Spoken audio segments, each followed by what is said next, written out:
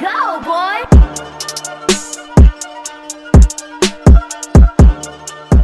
Welcome, ladies and gentlemen. It's 2023, and I gotta be honest with you, Sue. What better way to start off this new year with a actual surprisingly good and simple action movie?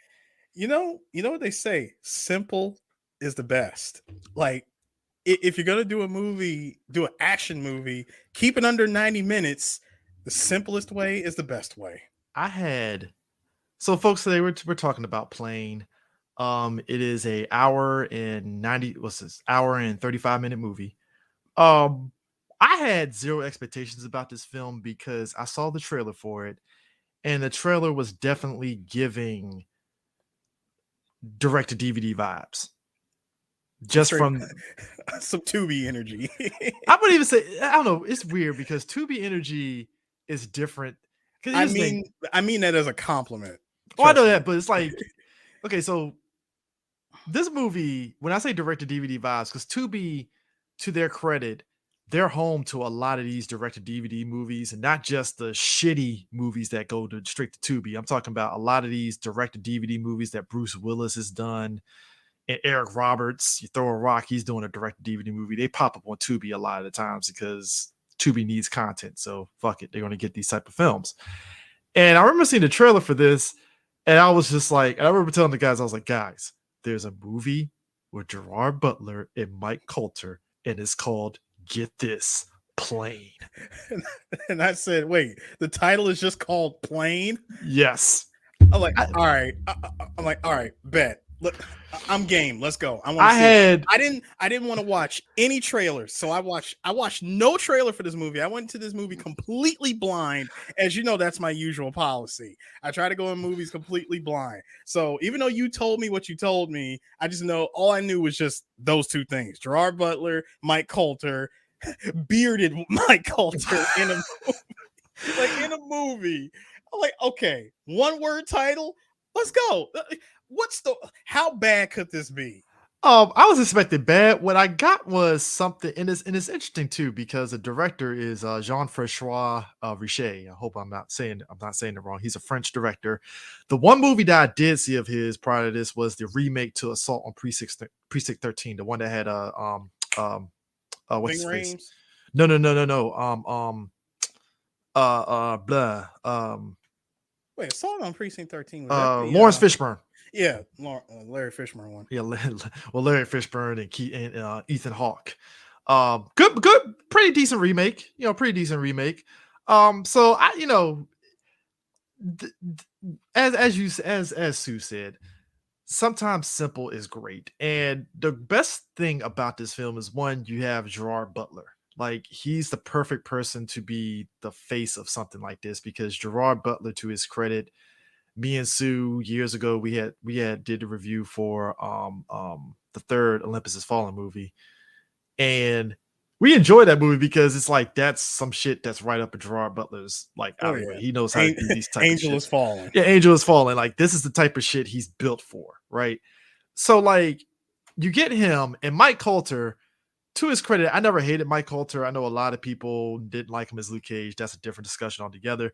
But like, Mike Coulter has a thing about him where he did one movie called Black and Blue where he played a drug dealer, and it's like, hey, Mike, man, like, I'm sorry, you have a very nice voice. I can't believe you as a drug dealer that's threatening me. I'm sorry. Like, you're a great guy. I love him, but it's like, no. So like, the premise of this movie is this: Gerard Butler plays a commercial air pilot who's former Air Force, named Brody, and he's flying a red-eye flight from out of Malaysia, going to meet his daughter in Hawaii. And Mike Coulter plays Lewis, who is a prisoner extradited from Shanghai because he ran away due to he murdered somebody in America, and he left, and he's on the plane. They're extraditing him back. They get caught up in the storm. They land. He fantastically lands on a uncharted island that happens to be full of heavily armed pirates. And you pretty much know where this is going to go. Yeah, like imagine landing a plane in the middle of Chirac. Yeah, basically, and No, it's but up. it's the jungle and no law enforcement, no kind of It's law. authority ever. It's completely lawless. The Filipino government has nothing to do with this island. They got wrecked. Every time they set foot in it, nobody comes back alive. So you can pretty much tell where this movie is going because what the beauty of this movie is this. Characters don't do any stupid shit, which I think is like sometimes I don't. Sometimes, and maybe you might agree with me on this. Sometimes you don't mind characters doing stupid stuff because you expect it in this kind of movie. Like, oh boy, somebody's gonna do something stupid. Right. You expect somebody to do some dumb shit in like in movies, especially movies like this. But no, this by far was the most common sense filled action movie that I've watched in a long time. You get backstory on Lewis just enough to know what he's about. They don't linger on this shit. It's like, this is who he is. This is why he's a prisoner. That's all you need to know. It's like, boom, done. The end. Next part. Same with Brody. Wife died. Trying to get to his daughter. Single dadded up. Boom. Gotcha. That's all I fucking need to know. Oh, his co-pilot. He has a family. He's trying to get back to his family. Cool. Boom. Done. Like, that's it. Right. Like box tick, box tick, box tick. Like, we got 75 minutes left of this movie. Let's go. Yeah, they waste no time.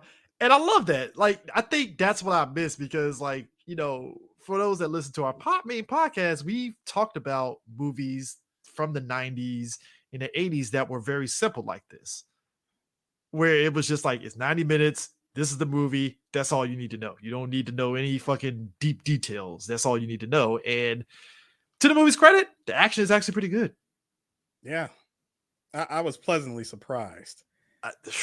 Yeah. I mean, like, it's literally like, oh shit. Like, okay. And like, when people get shot, like, you see the blood splatter. When people get fucked up, you see the blood splatter. Like, there ain't no cutaways. Like, they ain't fucking around. Like, it's like, oh shit. Like, damn. I mean, there's some parts of the CGI. It's a little shaky, with the CGI, but it's $50 million movie. You do what you can. $50 million movie. I ignore it, but man, no, you know what it is. You know what it was shaky. Fun. It's a fun movie. You know what it was shaky, but we let it go, right? Because if the movie is engaging enough, you let it go. It's the plane flying in the air scenes that's like, that's all right. That's exactly what I was talking about when I said CGI is a little shaky here, but I let it go.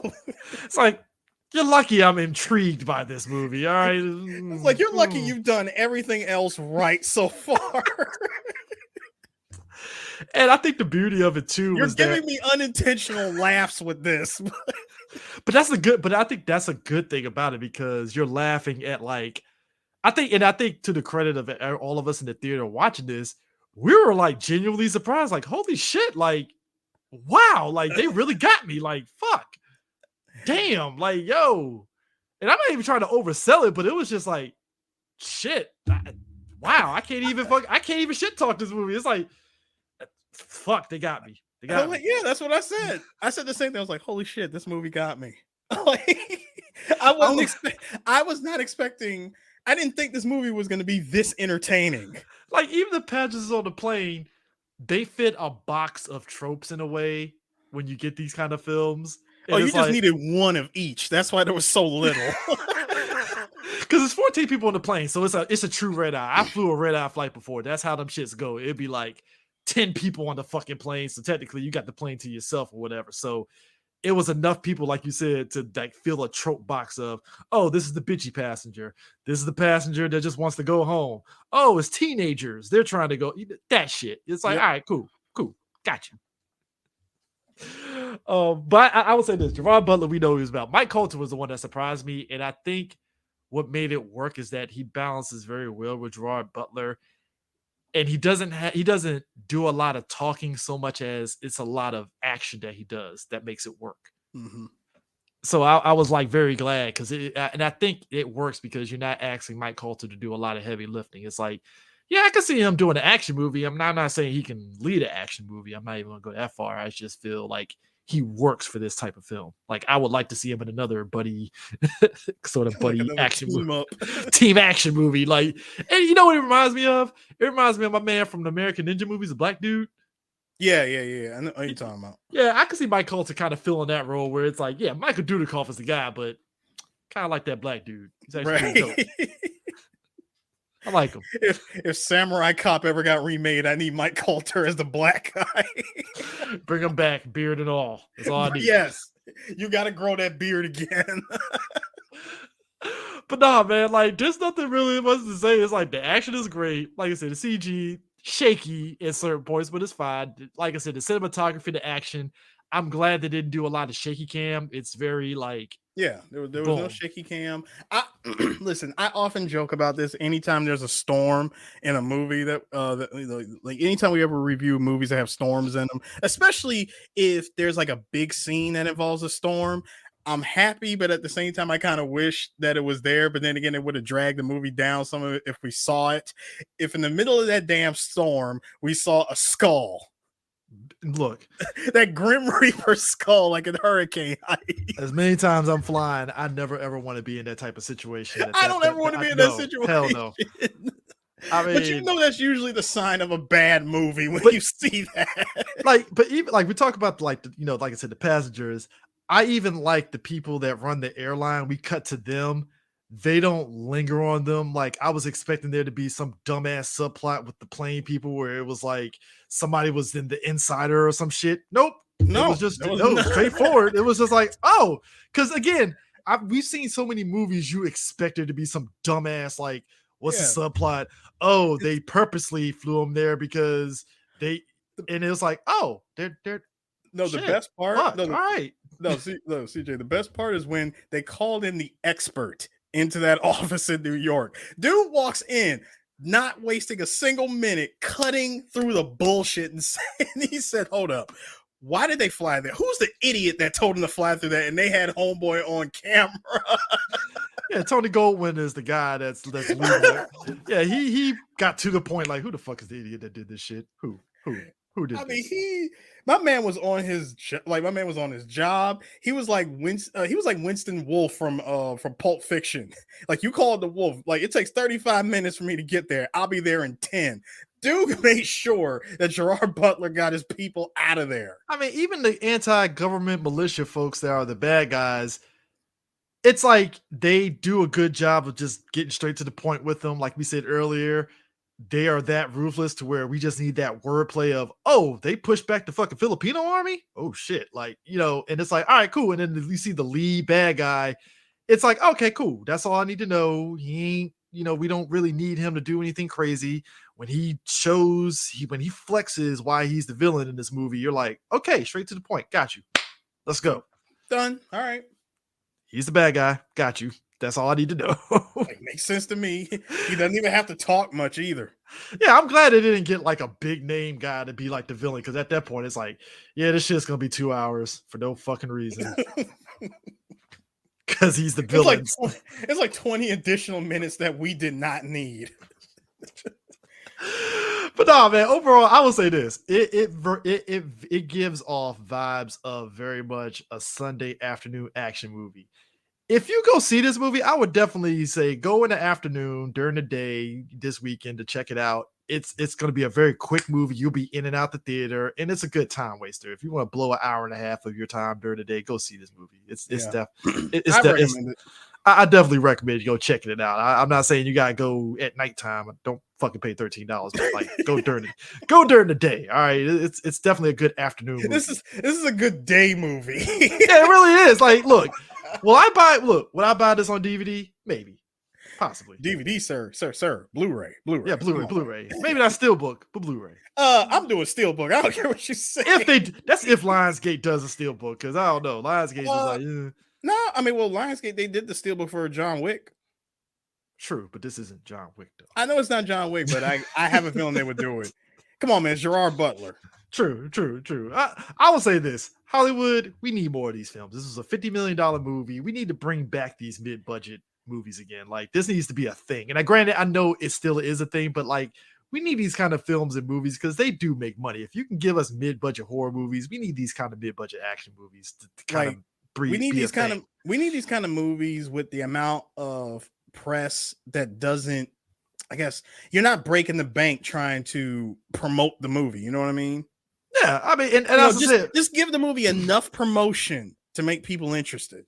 Like right now, the movie, shockingly enough, has an actual positive Rotten Tomato score, which I'm not shocked because again, it's a simple movie. It's not like it's just like, yo, this is the movie, it's entertaining.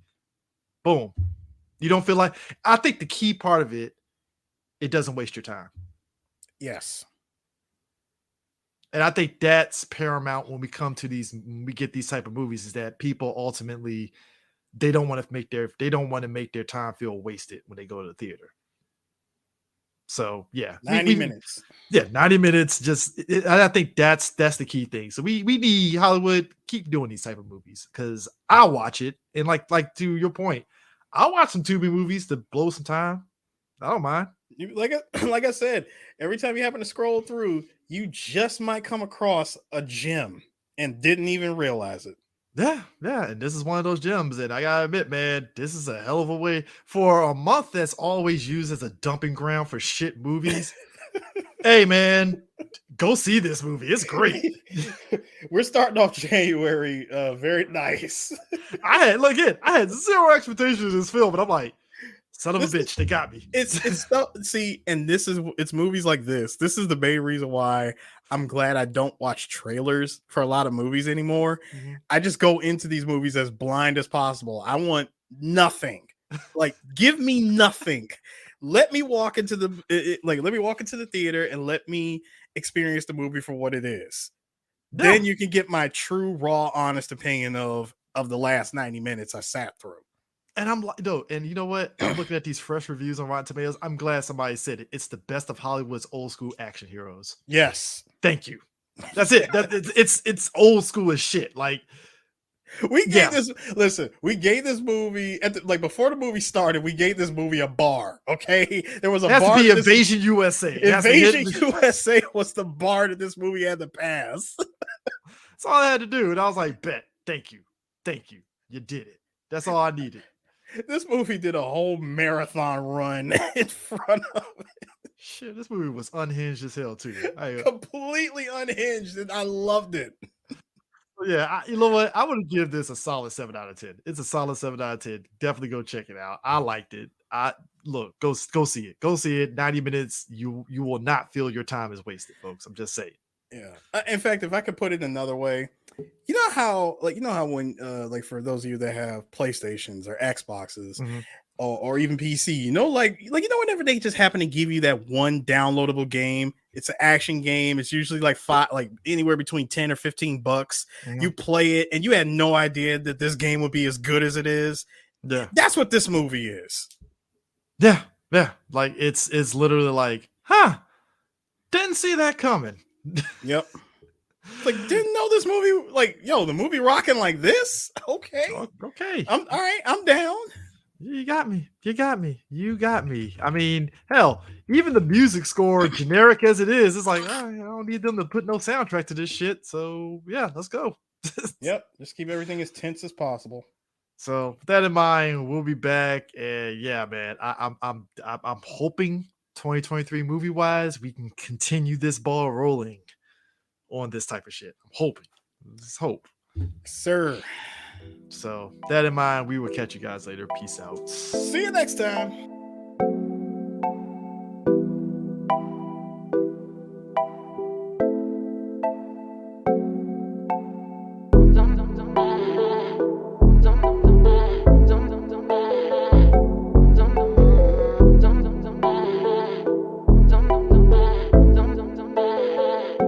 That boy is Benny Hanna.